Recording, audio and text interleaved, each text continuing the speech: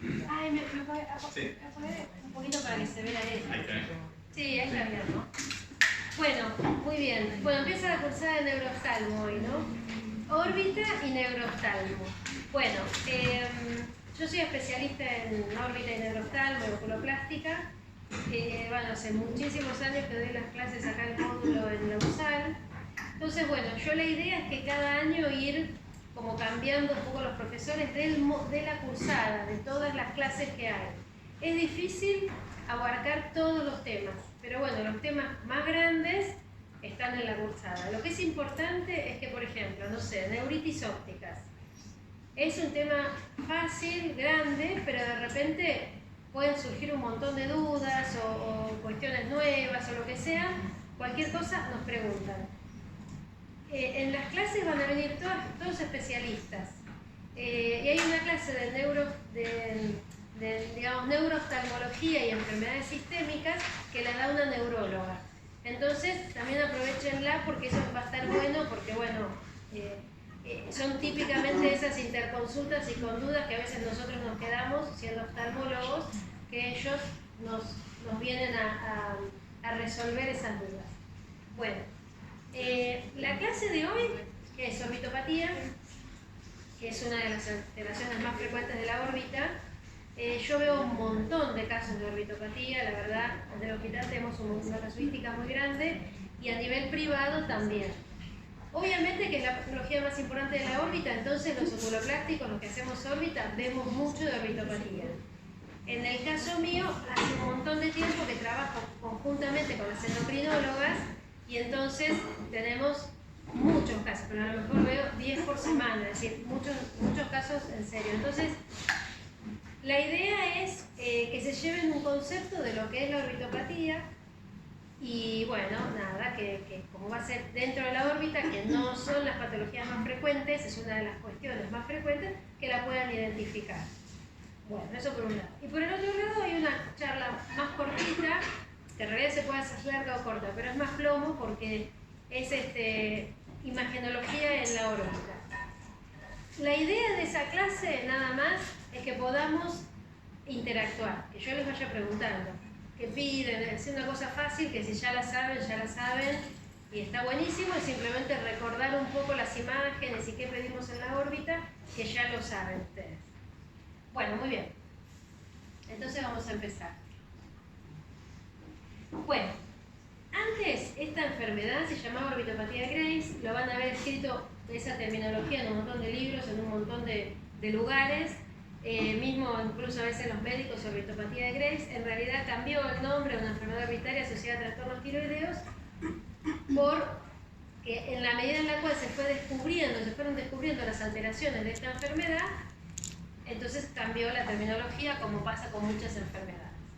Bueno, lo más importante es entender que esta enfermedad es una enfermedad autoinmune. Entonces, lo más importante, antes no se sabía, de hecho no se trataba muy bien a los pacientes porque el oftalmólogo lo mandaba al endocrinólogo y el endocrinólogo lo mandaba al oftalmólogo y ninguno de los dos tomaban ninguna determinación con el paciente. La idea es trabajar juntos y la idea es conocer y saber que la enfermedad es una enfermedad autoinmune. Entonces, dentro de esta enfermedad autoinmune, sí, que me parece que me dicen algo conmigo.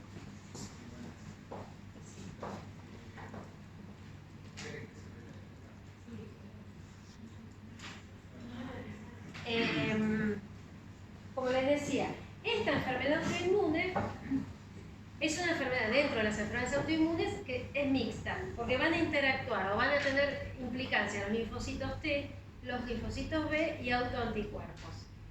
La célula blanco es el fibroblasto. Entonces, a ver, es una enfermedad autoinmune, los anticuerpos van dando vuelta por todo el cuerpo. ¿Y por qué se producen todos los problemas que se producen a nivel de la órbita? Porque se descubrió que en la órbita hay receptores para estos autoanticuerpos. Esos receptores están en todo el tejido de la órbita, en el músculo, en la grasa, en todo el tejido de la órbita.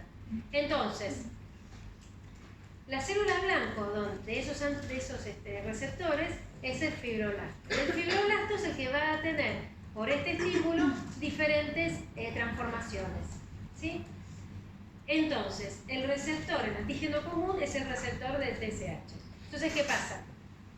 Lo que va a ocurrir es toda esta cascada, que si quieren le pueden sacar una foto, como quieran, no hay problema. Lo importante es comprender que se dispara la enfermedad con los autoanticuerpos, van dando vuelta por la sangre y genera, por un lado, todos los síntomas de la tiroides y por otro lado, todos los síntomas de la órbita. Hay un momento donde las dos alteraciones son como las vías del tren, es decir, van paralelas, y una cosa no tiene que ver con la otra. En el desarrollo de la orbitopatía es muy importante que las hormonas estén normales, que estén bien, que esté regulado el eje, para que no esté mal la órbita. Pero, en realidad, este concepto de si tengo perfecto las hormonas, se me va a curar la órbita, no es tan así. O si me opero de la tiroides, se me arregla la órbita, tampoco, porque los anticuerpos siguen dando vuelta. Y los cambios en la órbita pueden igualmente sucederse, ¿sí? Bueno, entonces, lo primero que va a ocurrir es una alteración inflamatoria. Y esto es súper importante entenderlo para saber la clínica. Entonces, lo primero que ocurre es toda la cascada de inflamatoria va a ir hacia la órbita. Entonces se van a desarrollar, van a estar las células inflamatorias que van a infiltrar una cantidad de tejidos y la interleuquina 1, el factor de necrosis tumoral, el interferón gamma, todas las alteraciones que conocemos básicas de la inflamación van a estar en la órbita. Entonces, esto va a generar dos cuestiones. Células inflamatorias entre las fibras musculares, entonces el músculo se va a ver muy inflamado, alteraciones inflamatorias a nivel de la conjuntiva, entonces vamos a tener ojo rojo, alteraciones inflamatorias a nivel de la grasa. Muy bien, esto es en un primer momento. Pero ¿qué pasa? Por otro lado, como yo les dije, el fibroblasto de la órbita se va a modificar en su estructura y va a generar algo que se llama adipogénesis, se va a transformar en tejido adiposo. Entonces va a aumentar la cantidad de grasa en la órbita. Cuando la grasa se forma, y en lugar de una grasa normal, es un bodoque de grasa, porque yo que hago las cirugías, cuando opero me doy cuenta si esa es una grasa, solo de verla, si es una grasa producto de la orbitopatía o es la grasa normal, que como saben en la órbita hay una grasa intraconal y una grasa extraconal. Esa grasa es normal y todos tenemos esa grasa que actúa como almohadilla, como amortiguación en la órbita. Bueno, eso aumenta en cantidad y aumenta de una manera rara. Eso porque son los fibroblastos que se transforman en grasa. Una vez que eso pasa, la grasa, yo no la puedo modificar, salvo que la saque. Entonces, eso es otro concepto que ahí vamos entrando en el tema. Entonces, dentro de los anticuerpos, cuando nosotros pedimos anticuerpos y el perfil tiroideo, vamos a ver qué tenemos. De tiroides, ¿qué anticuerpos se generan? Todos estos, el antitiroglobulina, el TRAB, los antimicrosomales, los antiperoxidasas, los ATPO. De todos estos, lo que tienen un factor importante son los del medio, son los TRAB, son los anticuerpos antirreceptor de TSH para nuestra enfermedad, para lo que nosotros estamos viendo.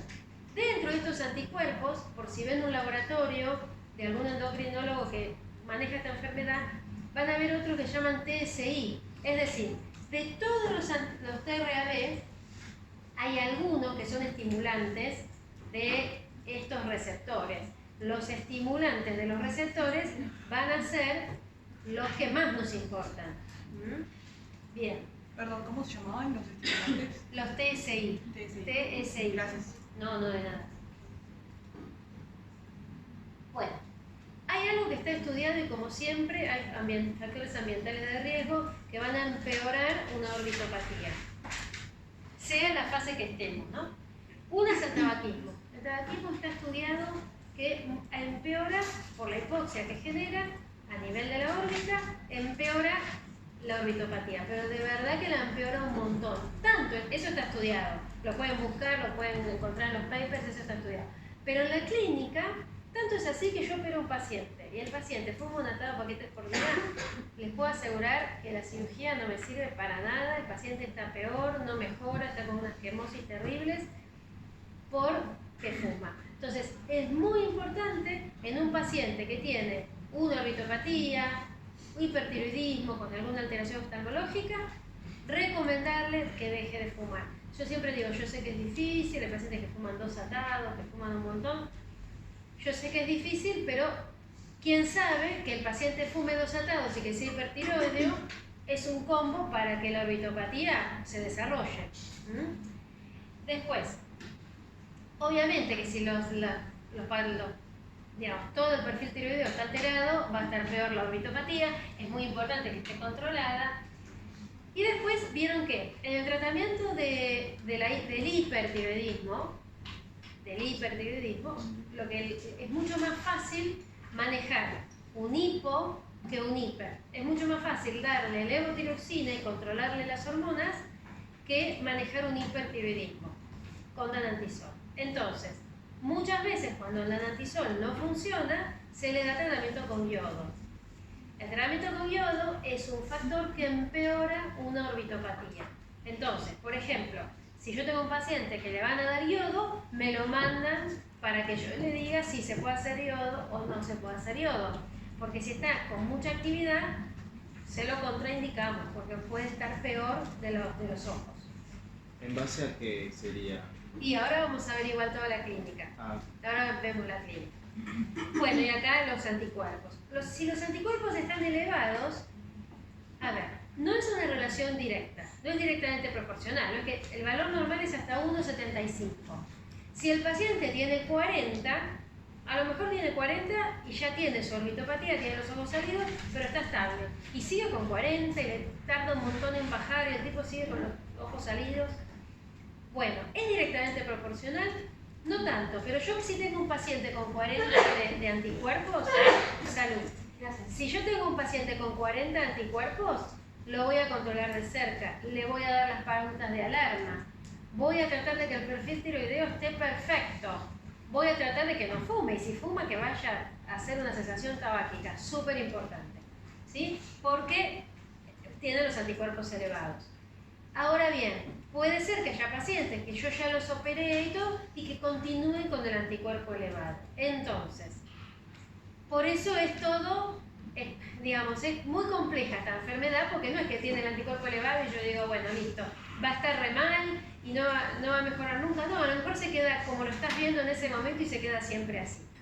Pero bueno, hay que tenerlo en cuenta. Y si ustedes revisan un paciente con una orbitopatía y ven que tiene el anticuerpo elevado, ¿qué tendrían que hacer? Derivarlo al especialista en órbita para que lo controle. Es como ese sería como el concepto, es decir, no es un paciente para que vos le digas, vení el año que viene, estás perfecto. ¿Sí? Un poco es eso. Bueno, entonces, de toda esta fisiopatogenia que estábamos hablando recién, que acuérdense que yo les dije que primero va a tener inflamación, después la inflamación se va a transformar en una fibrosis, la grasa se va a aumentar la cantidad de grasa, tenemos entonces un momento inflamatorio y un momento no inflamatorio, un momento crónico. El momento inflamatorio es este, donde tenemos mucho edema y congestión orbitaria. Entonces, fíjense la primera foto, es un paciente que tiene una quemosis enorme, acá, fíjense una quemosis gigante, todo acá, y en la segunda es la misma paciente en otro momento de la enfermedad donde tiene un eritema palpebral. Fíjense que tiene todo párpado inferior, párpado superior. Tiene los ojos colorados y un eritema palpebral evidente. Acá es como que tiene mucho edema, fíjense que acá tiene edema, párpado superior, y acá no tiene tanto edema, tiene más eritema. Bueno, el eritema, el edema de párpados, la quemosis, la inyección conjuntival, la inflamación de la carúncula, son signos de una fase activa de la orbitopatía. Ahora bien, nosotros que somos oftalmólogos, estamos en una guardia, viene una paciente como esta segunda foto, tranquilamente puede ser una alergia también, puede ser una conjuntivitis con una inflamación. Entonces, es muchísimo más frecuente una conjuntivitis que un ojo rojo por orbitopatía. Por ese motivo, en una guardia, cuando me mira de conjuntivitis, tenemos que estar atentos a pensar en esta enfermedad. Porque, ¿qué pasa? Por ejemplo, esta paciente y la que nos pasa a nosotros es que nos llegan pacientes que estuvieron mal diagnosticados o no estuvieron diagnosticados. ¿Sí? Le dieron una gotita, una cosa. Bueno, entonces, es importante conocer esta enfermedad, pensarla. Bueno, mira, ¿qué le dirían al paciente? Mira, me parece una conjuntivitis, te apareció de golpe, ponete paño, o una alergia, ponete paño frío, gotitas. Si no se te pasa en 48 horas, te pido un laboratorio, perfil tiroideo, anticuerpos. Además de un hemograma o un, qué sé yo, o holograma o lo que quieran pedirle. Pero a lo que voy es, hay que pensarlo. Hay pacientes que debutan con problemas en los ojos y en las órbitas y no saben que tienen problemas de tiroides. Y los problemas de tiroides pueden ser, yo hablé mucho de hipertiroidismo porque es lo más frecuente, pero puede ser hipotiroidismo o pueden ser pacientes eutiroideos que tienen aumento de anticuerpos y entonces, nada, no se sabe todavía que el paciente no sabe que tiene el anticuerpo elevado ni que va a tener problemas de tiroides. Entonces es muy importante. Entonces esto es la parte clínica de los signos inflamatorios. Si tenés un paciente así y te quieren pedir yodo, le decís no, yodo no, claro. Bueno, muy bien. Ahora bien, este paciente es totalmente diferente. Si ustedes van por la calle y ven a una señora con estos ojos, van a decir, tiene orbitopatía. Tiene, fíjense, los ojos salidos, como saltones, y fíjense que acá se ve la esclera. Eso no es normal. El párpado superior tiene algo que se llama retracción palpebral. La retracción palpebral hace que se vea esto, se llama scleral show, que es como ver la esclera. Eso no es normal. Lo normal es que el párpado esté 2 milímetros por encima del limbo superior y que el párpado inferior esté en el límite del limbo inferior. Entonces, ¿qué pasa? Este acá también tiene retracción y tiene retracción. Entonces tenemos proptosis y retracción. Pero el ojo, ¿ustedes le ven algún signo de inflamación ahí? No tiene inflamación. No, entonces esto ya es otra fase, es una fase de secuelas, es una fase inactiva, acá no hay inflamación. Entonces, ¿qué ocurrió? O tiene una adipogénesis o tiene un aumento de tamaño muscular. Algo hizo que el ojo se saliera para afuera. Entonces, ¿cuál fue la causa? La órbita mide 2,5 centímetros. Entonces, el globo ocular, ¿cuánto tiene antero-posterior en milímetros? Normal. 22, 24 milímetros. Imagínense, ocupa eso toda la... ¿Cuánto ocupa eso de la órbita? Re poquito, ¿sí? Entonces, el resto es músculo, grasa, nervio óptico, ganglios. Bueno, ¿qué ocurre? Si aumenta el tamaño en una cavidad inextensible, que es la órbita, el músculo, y de medir 2 milímetros pasa a medir 6 milímetros, es un montón, ocupa un montón de espacio. Entonces, obviamente que el ojo se va hacia afuera, tiende a salir, se deja aparecer la proptosis. Otra característica es que esta alteración en el intersticio, estos fibroblastos que están en el intersticio muscular, que al principio se llenan de inflamación, de células inflamatorias, y después se hacen una fibrosis, hay una cicatriz, una fibrosis, esto hace que el músculo deje de ser elástico y se transforme en una soga. Entonces, cuando el paciente quiere mover los ojos, no puede. Tiene alteraciones. Pero entonces no es que aumenta el tamaño muscular, sino que pasa a ser menos distensible. Las dos cosas. Okay. Las dos cosas, Okay. exacto, las dos cosas. Ok, entonces, ahí tenemos una proptosis causada por un aumento del tamaño muscular o de hipogénesis. ¿Y qué pasa? Esta inelasticidad muscular va a producir un estrabismo. Entonces, ¿qué le pasa a este señor? A ver, yo le digo que le saco la foto, ¿no? Entonces, ¿con qué ojo me está mirando la cámara? Con el ojo derecho. Entonces hace un esfuerzo sobrehumano para mirarme con este, pero no puede. ¿Por qué? Porque el recto inferior de este ojo no se lo permite. Porque está tan aumentado el tamaño y tan inelástico que tira con toda la furia para abajo. Y entonces no puede ni ponerlo en posición primaria de la mirada, mucho menos mirar para arriba. Eso es lo que pasa en la orbitopatía.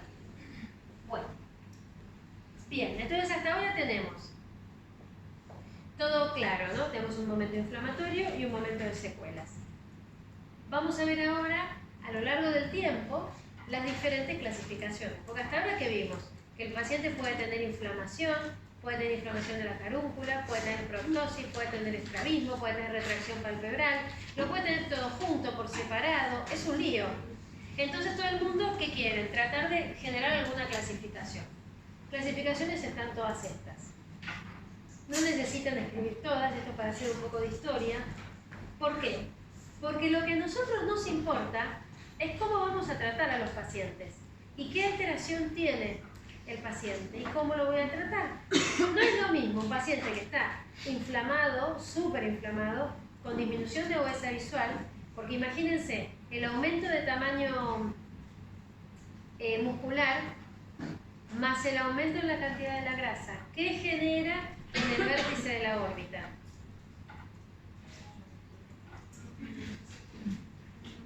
¿Cómo? No. Tenemos. ¿Cómo? Perdón. Puede ser, pero no llega a generar papiledema. Pero genera algo en el nervio óptico. Compresión. Claro, genera una compresión. Vamos a tener en el vértice, súper chiquitito el vértice, con un montón de, en una cavidad inextensible que es la órbita, edema, aumento de la cantidad de lipogénesis, aumento del tamaño del muscular o inflamación en el músculo, y eso va a alterar el nervio. Entonces también puedo tener alteración de la visión. Entonces, una cosa es un paciente que tiene los ojos así salidos pero ve bien, y otra cosa es un paciente que no tiene quizás tan salidos los ojos y ve mal. Entonces, dentro de las clasificaciones, la que más me va a importar a mí es la que me diferencia la fase activa de la fase de secuelas. ¿Por qué? Para saber cómo lo voy a tratar al paciente. Y no que me marca, y bueno, y la retracción, y bueno, y la proptosis, un montón de signos y síntomas súper complejos que en cada paciente es distinto y que no me sirven para el tratamiento en realidad. Entonces, las primeras clasificaciones, esta de 1969, el VISA y tal, esta 2006, la actualización de 2008 es la que mejor, como con la que mejor nos llevamos, pero las primeras clasificaciones, y esta incluso antes de la modificación del año 2008, no llegaban a diferenciar entre fase activa y fase inactiva.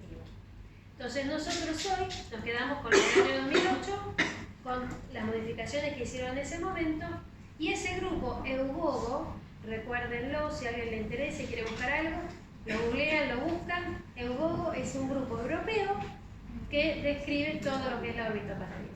Y está compuesto por estrabólogos, orbitólogos, hola, buenas tardes, endocrinólogos, etc.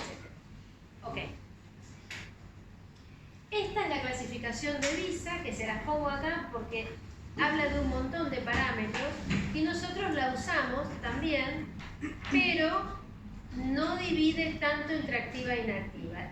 Esta como que es un escalón más. A mí me sirve porque yo ya sé si está activo o inactivo, lo miro al paciente y ya me doy cuenta. Pero en realidad, bueno, está bueno que la sepan para qué sirve y qué parámetros utiliza, ¿no? Evalúa la proptosis, la retracción, el estrabismo, sí. ¿Cuál es entonces la clasificación? La que vamos a usar es esta. Que esta es donde nos vamos a detener. Ven que acá hay 7 puntos. Los 7 puntos para nosotros son claramente inespecíficos. Porque a ver, ¿qué patología no tiene quemosis? Hay un montón de patologías que tienen quemosis, hay un montón de patologías que tienen edema palpebral, un montón de patologías que tienen dolor en los movimientos oculares o dolor espontáneo, qué sé yo. Bueno, el punto es un paciente que nosotros vemos como las fotos que yo les mostré antes, o con alguna inflamación que normalmente no es periquerática, es una inflamación más hacia la inserción muscular, una inyección conjuntival más hacia la inserción muscular. Ahí podríamos estar hablando de esta inyección conjuntival de la orbitopatía.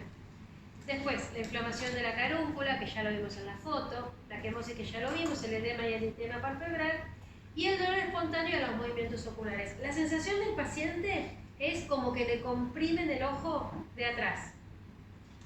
Y el dolor de los movimientos es como en las neuritis, que también lo vamos a ver conmigo en este módulo. Cuando estos signos son 3 o más, decimos que el paciente tiene una orbitopatía activa. Fíjense que acá no hablo ni de estrabismo, ni de proptosis, ni de retracción, porque esas alteraciones son más de la fase, puede estar en fase aguda, pero nada, permanecen hacia la fase crónica normalmente. ¿Sí? Bueno, ¿esto lo copiaron o lo grabaron? No sé si. Ok. La severidad va a ser leve, moderada, severo, como todo, y entonces la severidad sí evalúa en ese momento el grado de retracción, el grado de proptosis, el grado de diplopía. Para la severidad, entonces podemos tener una fase activa, leve, moderada, severa, o una fase no activa, leve, moderada, severa. ¿Sí? Entonces, esta severidad va a ser tanto para lo activo como para lo inactivo. ¿Cuándo va a ser inactivo? Cuando no tiene los signos de inflamación que vimos recién.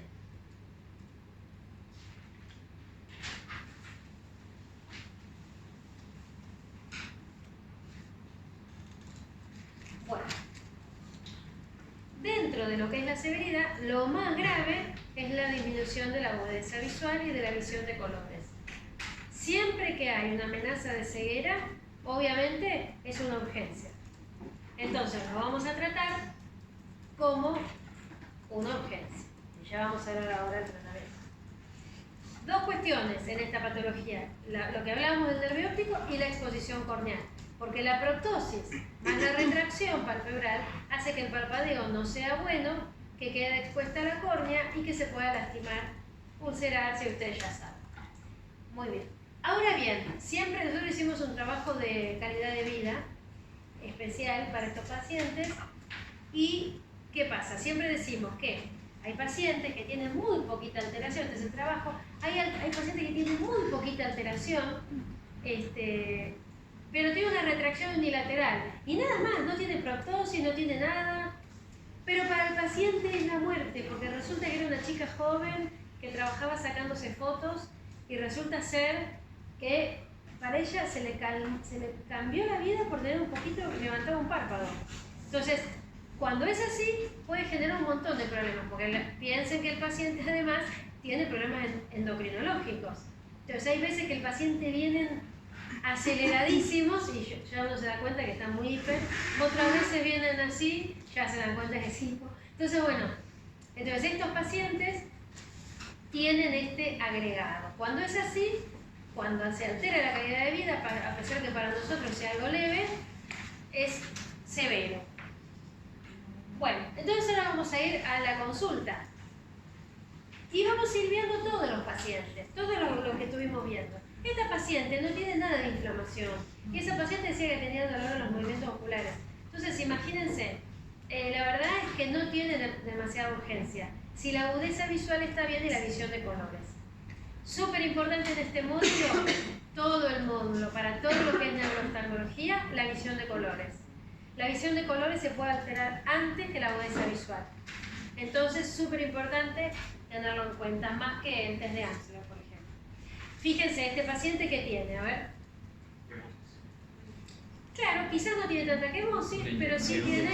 Inyección, la carúncula inflamada. Claro, tiene inflamación de carúncula, inyección conjuntival. Ya con que me diga... ¿Cómo, perdón? No, que también tiene un poco de edema. También tiene un poquito de edema en los párpados. Ya con eso ya son 3 signos.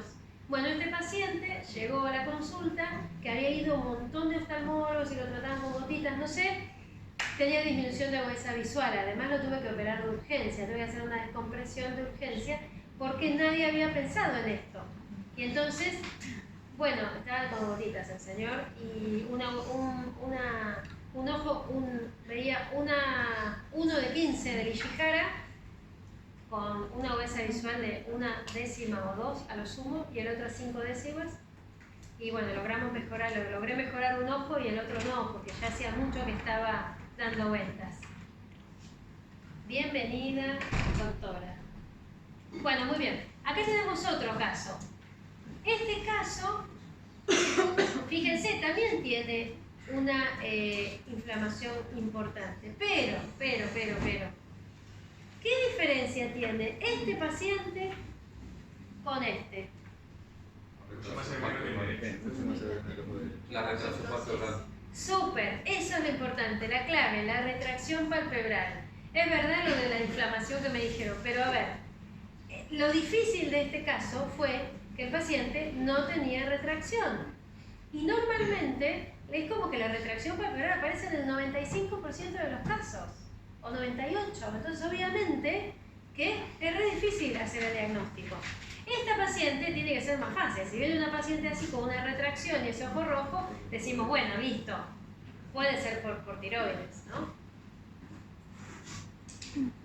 Este fue otro caso. Fíjense, un caso único, un ojo único, perdón. Este paciente había perdido, bueno, nada, había tenido un montón de problemas, había perdido un globo ocular. Y fíjense qué tiene este paciente. ¿Qué le ven en la córnea? Claro, este paciente, como no cerraba bien el ojo, tenía una proptosis terrible de ese lado, retracción inferior tiene acá. Esta retracción inferior, acuérdense que el párpado tiene que estar ahí en el borde del limbo. Entonces esta retracción es casi de 2 milímetros.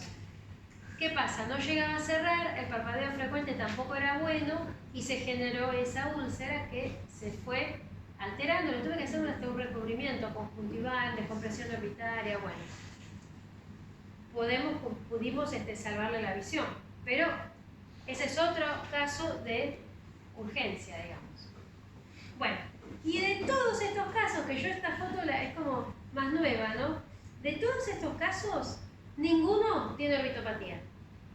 Entonces, esto es, me gusta ponerlo, tanto para los, yo le doy clase a los endocrinólogos también, tanto a los endocrinólogos como a nosotros mismos. Para nosotros es mucho más frecuente otra patología, claramente.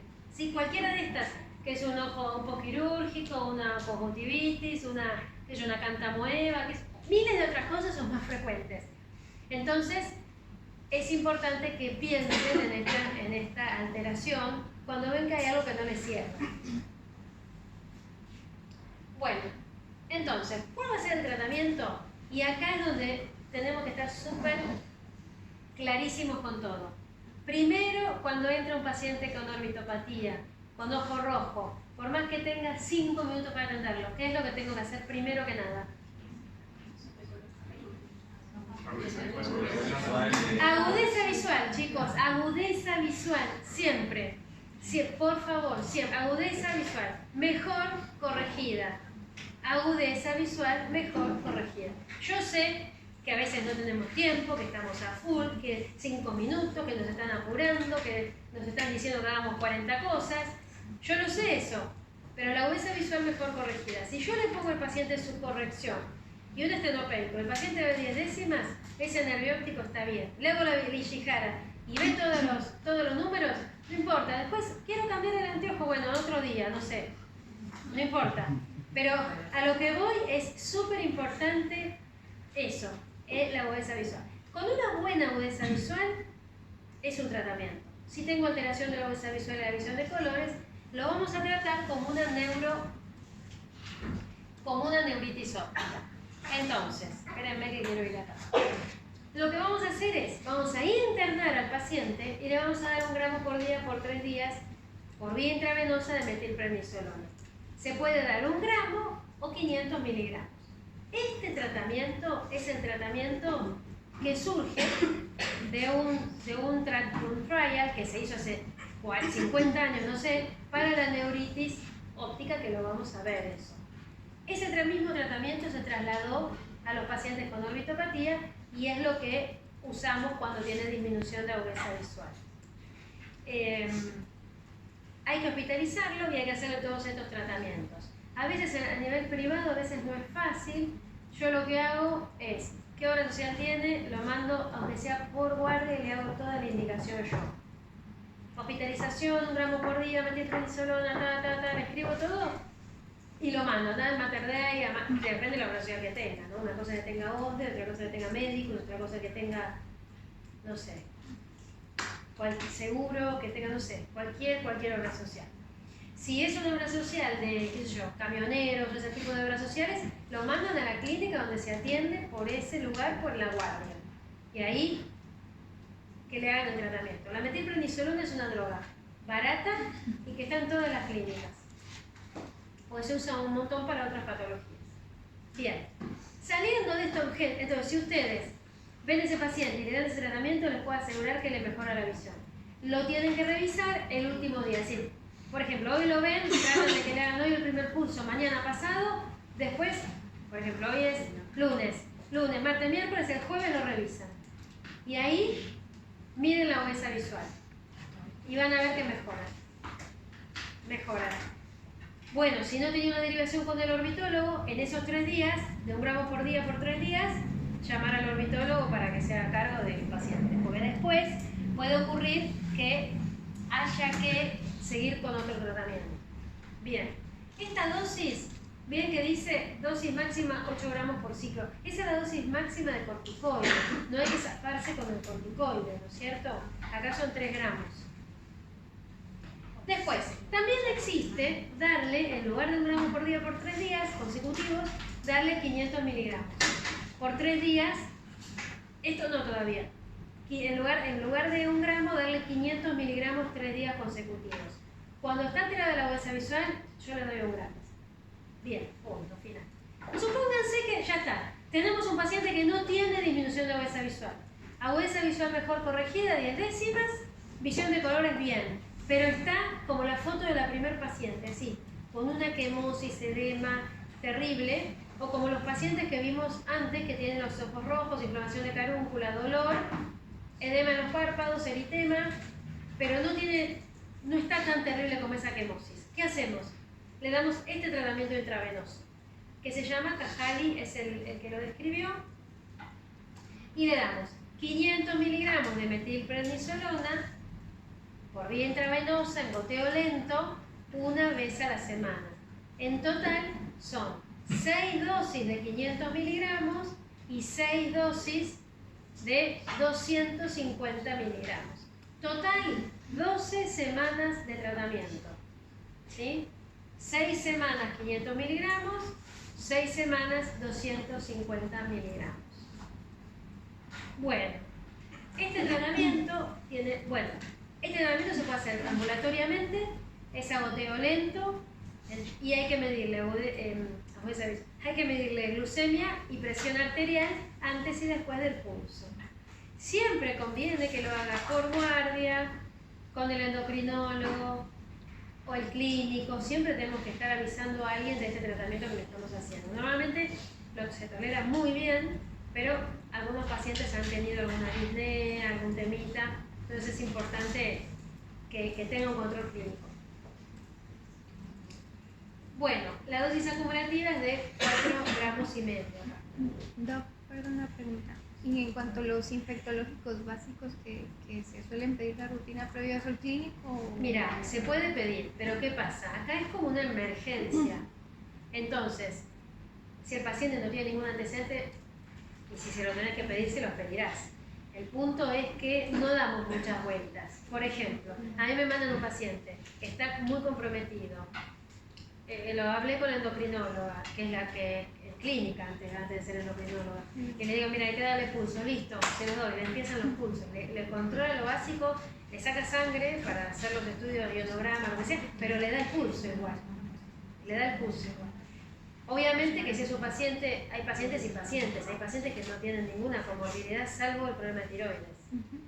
Y hay otros mucho más complejos. Bueno, ahí hay que hablar con el endocrinólogo a ver qué decide, ¿no? Pero vos oftalmóloga le das la indicación, como siempre. Yo en la indicación le pongo el control básico, que es esto que está acá. No hago el monológico y lo mando al clínico. Si el clínico lo considera, bueno, pues ya de la visión y de la inflamación después, quién es el responsable si no le hacen el tratamiento. Es un tema. Esto no tiene muchos efectos adversos, no es necesario después darle hidrocortisona y no le damos vía oral después. ¿Con esto? Ni con este, ni con el otro, ni con nada. No damos en la orbitopatía ni en la neuritis vía oral. No damos vía oral. Está ya hace años que no se da vía oral. Perdón, doctor, ¿esta es la continuación del tratamiento de carga de 1 gramo al día por 3 días? Mira, ¿O es una alternativa? Puede ser, mira, es así. Si tiene disminución de agudeza visual, le das el 1 gramo por día. Si mejoró la agudeza visual, listo, no le das nada. Si no tiene disminución de agudeza visual y tiene mucha inflamación, no le das el 1 gramo por día, le das este directo. Claro. Y a veces pasa que sí hay que combinar tratamientos, pero bueno, nos quedamos con ese concepto. Según la agudeza visual, si está alterada, el 1 gramo por día. Si no está alterada, le damos este. ¿Sí? Ahí vas a andar bien. O sea, pero siempre lo tenés que internar porque es intravenoso. Este no es necesario, es ambulatorio, pero hospital de día, ¿no? Pasar en 1 hora, en 2 horas, qué sé yo, lo pongo a pasar en 1 hora y media, ponele, y se va el paciente. 1 hora y media, chao. El otro sí, hay que internarlo. Bueno, excelente. Bueno, este es el seguimiento, bueno, que hay que hacer toda una cantidad de estudios, bueno, control clínico, bueno, nada, controles posteriores. Normalmente, muchas veces ocurre que mientras que se está haciendo los pulsos, como sea, nosotros tenemos que lograr que el paciente no pierda la visión. Yo he visto pacientes, entre tantos pacientes que atiendo con esta enfermedad, pacientes ciegos por orbitopatía. ¿Es lo más frecuente? No. ¿Los casos graves son los más frecuentes? No son los más frecuentes. Pero que todos lo sepamos también hace de que disminuyan los casos graves o los casos que puedan perder la visión. Entonces, lo que queremos es que el paciente... Sí, por supuesto. Lo que queremos lograr es que el paciente no pierda la visión. Entonces, muchas veces en medio del tratamiento no funciona. Entonces está peor y tiene inflamación. Bueno, entonces ahí muchas veces lo opero en la mitad del tratamiento, de las 12 semanas, le hago una descompresión de la órbita en la mitad del tratamiento o le agregamos inmunomoduladores posterior a los corticoides. ¿Sí? Lo que usamos es azatioprina, micofenolato, como las cosas más así.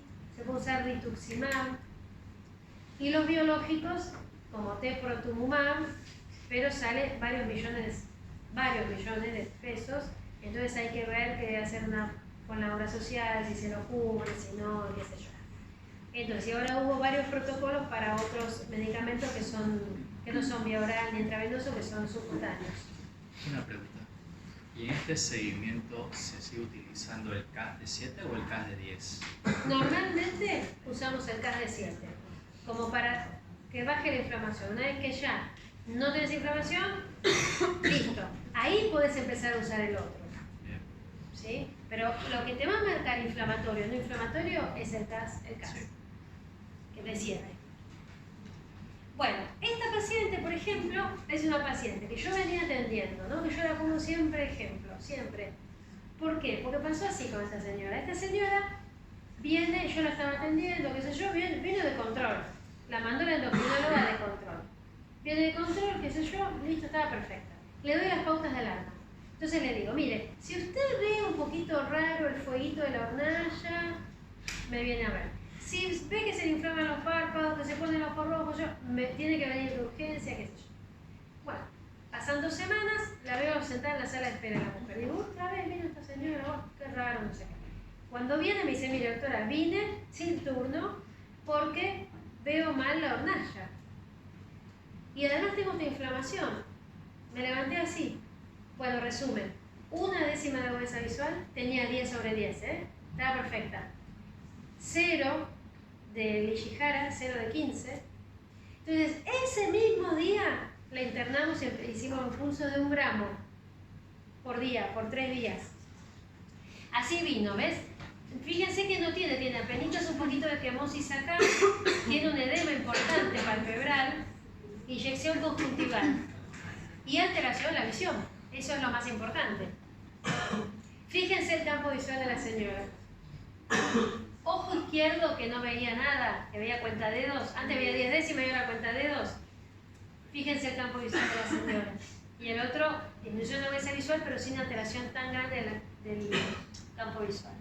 Tomografía. Fíjense el tamaño del recto inferior del ojo izquierdo, que es el que tiene el problema en el campo visual.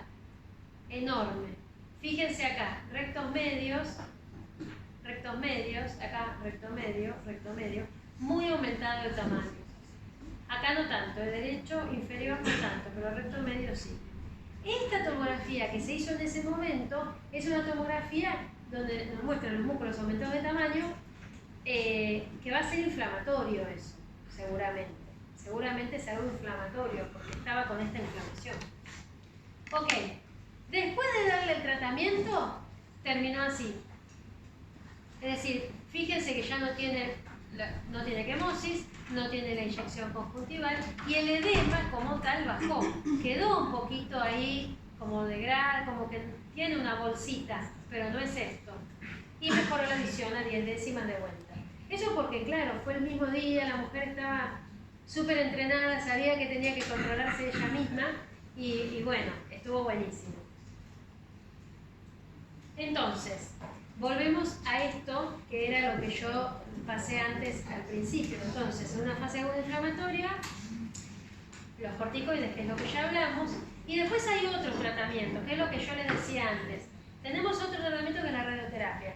Cuando hay inflamación muscular, aumento del tamaño de los músculos, inflamación en los párpados y todo, podemos darle radioterapia. Yo no uso tanto la radioterapia, pero bueno, 20 Gray en 10 días seguidos, que serían 2 Gray al día, es una dosis muy bajita y es una dosis que no genera muchos efectos adversos, en realidad, por suerte.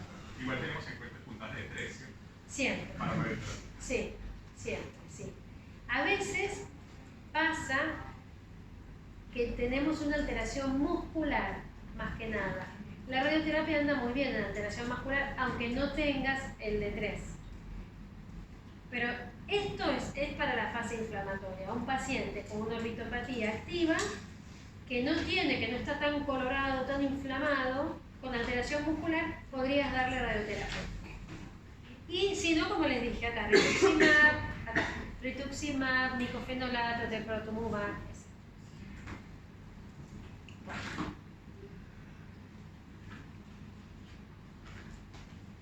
¿Qué pasa si el paciente... Bueno, eso quedó claro lo del tratamiento. Fase activa, súper importante, me interesa que se lleven y que lo podamos todos identificar. Eso es re importante. Bueno, ¿qué pasa cuando me mandan un paciente que se va a hacer el yodo 131 y me dice, doctora, ¿puede aplicarse yodo o no? Me dice la endocrinóloga. Entonces, normalmente, si no queda otra y le quieren dar yodo sí o sí, yo, si tiene una orbitopatía activa, le digo que no. Pero, si tiene factores de riesgo, el paciente, por ejemplo como estos, conviene que le dé corticoides mientras que se da el tratamiento con yodo. Entonces, le voy a dar corticoides, es la única momento donde le voy a dar corticoides por vía oral al paciente. Si no, nunca uso vía oral, siempre va a ser intravenoso. Entonces, si el paciente fuma, si tiene los TRAB elevados, si es un paciente mayor de 60 años, si tiene una T3 muy elevado, si es hombre, ¿sí? Los varones tienen peores orbitopatías que las mujeres. Entonces ahí le doy el tratamiento. Si tiene una orbitopatía preexistente, bueno, con riesgo de progresión, en realidad se lo voy a contraindicar directamente. Bueno, ¿qué le voy a dar? Le voy a dar prednisona 0,2 a 0,3 miligramos kilo día, desde un día después del yodo y se puede mantener de 6 a 8 semanas. Hay varios esquemas, cada endocrinólogo usa un esquema distinto. Muchas veces, bueno, este es el que usamos nosotros.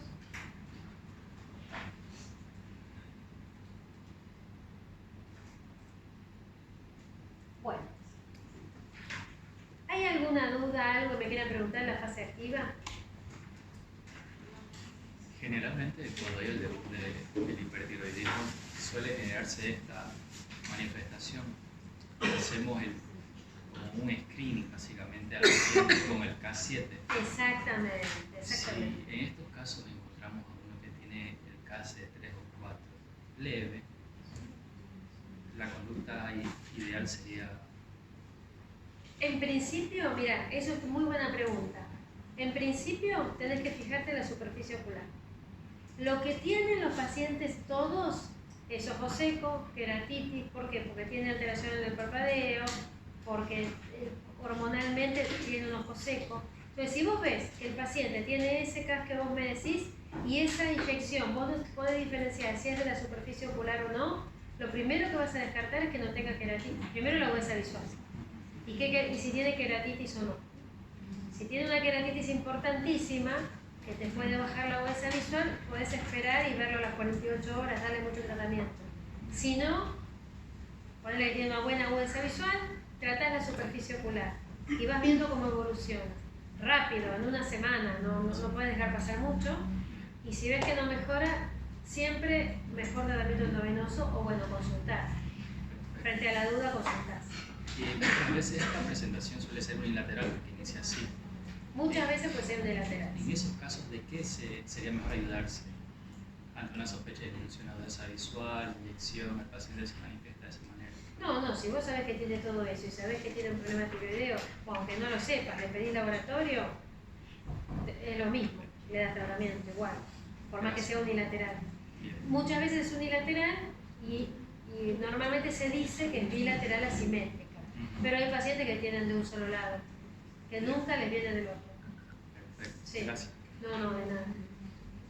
Bueno, yo les digo una última cosa de fase activa. Hay un tratamiento que está re en boga, que es el tratamiento con inyecciones perioculares de corticoides. No sé si lo conocen. Con triamcinolona. Las inyecciones perioculares de corticoides con triamcinolona no nos va a servir para una disminución de huesa visual, no lo vamos a usar en ese momento. Lo vamos a usar cuando hay una inflamación leve. ¿Sí? Leve. Con un edema leve de párpados, con un edema leve, una inyección conjuntiva leve, una cosa leve. Moderada, severa, no nos va a servir.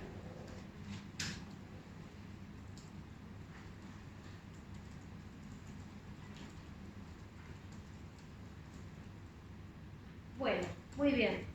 ¿Y qué pasa cuando ya está? Ya salimos de la fase activa y estamos en fase de secuelas. Fase de secuelas, pacientes con retracción, pacientes con estrabismo, pacientes con los ojos saltones, con proptosis. Las cirugías que hacemos son descompresión orbitaria, cirugía de estrabismo o cirugía de párpados, ¿no? Bueno, no les voy a hablar de la técnica quirúrgica, pero sí saber cuándo hacemos una descompresión de la órbita, cuándo decidimos, bueno, este paciente va a hacer una descompresión. Si tiene una neuropatía óptica compresiva, le tengo que hacer una descompresión, no me queda otra. Pero piensen que puede estar en fase activa y está contraindicado en fase activa hacer una descompresión. Entonces, normalmente le colocamos algún pulso de corticoide intravenoso y lo operamos. ¿Sí? Es como este caso arriesgado de que el paciente tiene disminución de la huesa visual y tenemos que salvarle la visión. Y no mejora solo con corticoide. Cuando hay proptosis marcada, por supuesto, vamos a hacer una descompresión. Cuando tiene una exposición corneal, como vimos en ese caso del paciente que tenía ese absceso. O esto de la proptosis unilateral con asimetría marcada, amerita en el ojo que está más proptósico hacerle esa cirugía, la descompresión de la órbita. Normalmente esperamos a que los anticuerpos bajen un poco. Si el paciente tiene buena huesa visual, es un paciente cumplidor, se cuida con su gelcito y bueno, y usa una cámara húmeda a la noche y todo esto, entonces lo que hacemos es, esperamos a que esté estable de la tiroides, a que esté estable, un poquito más estable del anticuerpo, no necesariamente negativo el anticuerpo. Doctora, una pregunta.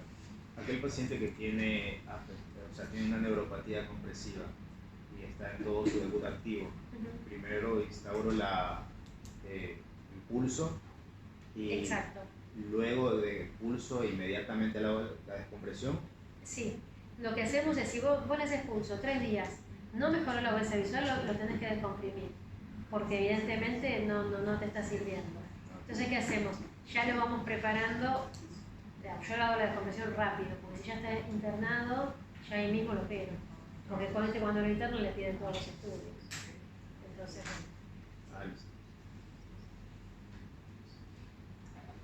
bueno, entonces tenemos algunos casos simplemente para saber que cuando la paciente o el paciente tiene proptosis, tiene retracción, podemos hacer algo, podemos mejorarle el aspecto.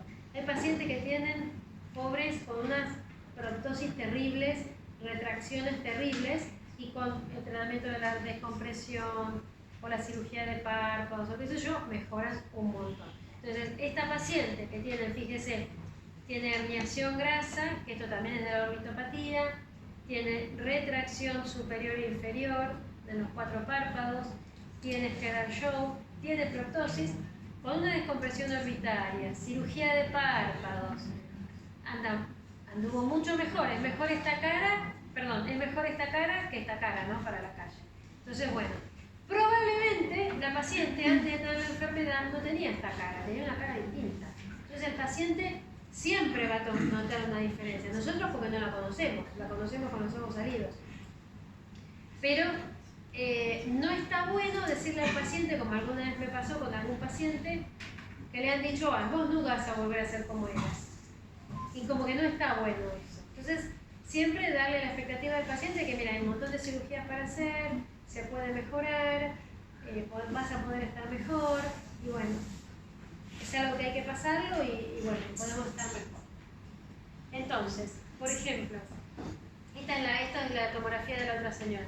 Esta es la tomografía pre, fíjense, ¿qué corte es? Vamos practicando. Corte coronal, muy bien. Estos son los senos etmoidales.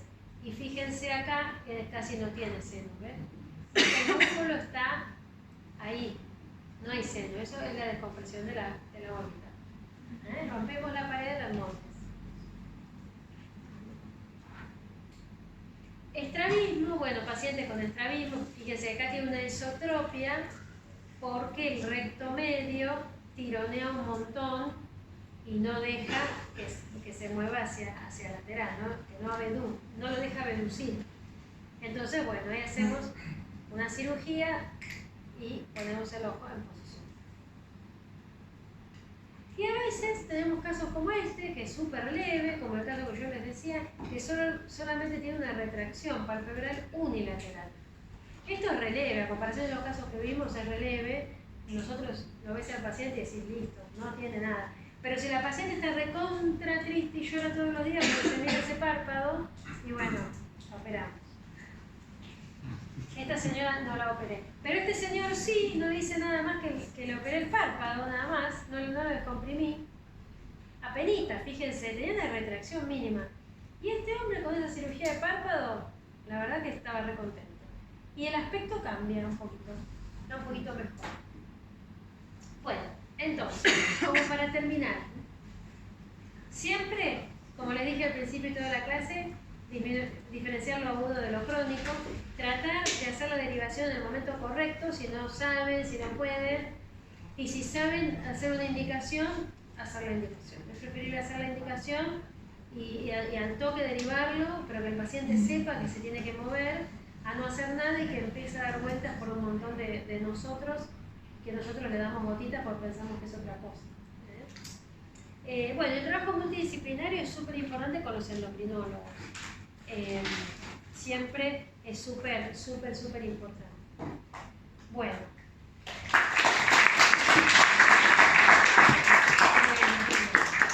muchas gracias. Yo lo que quiero es que les sirva. Y bueno, cualquier cosa me preguntan por mail, voy a estar toda la cursada. No voy a venir todos los días. Me extrañarán. No, pero bueno, cualquier duda me preguntan, por supuesto. Y así sea de las clases que den otros docentes. No hay problema. Sí. Una consulta. Si viene un paciente del que sospechamos oftalmopatía tiroidea, ¿qué sería lo más correcto para pedir? Como para que si nosotros lo derivemos ya vaya con todo. La tomografía computada, sí. Muy bien. Tomografía computada. Cortes axiales y coronales cada 2 milímetros. Así lo pido. De órbita, ¿no? De órbita. Tomografía computada de órbita, sí. No le pongan TAC, porque TAC es cortes axiales nada más, y no traen los coronales, y bueno, como que no está bueno eso. porque tenemos que imaginarnos así tridimensional la órbita. Igual hasta acá con la Axiales y coronales cada 2 milímetros. Corte fino. Sin contraste, 2 milímetros sin contraste. Y después el laboratorio, que son... Y de laboratorio le pedís Sí. TRAB, TCH, súper importante, y T3 y T4, perfil tiroideo. Y de T4, T4 libre.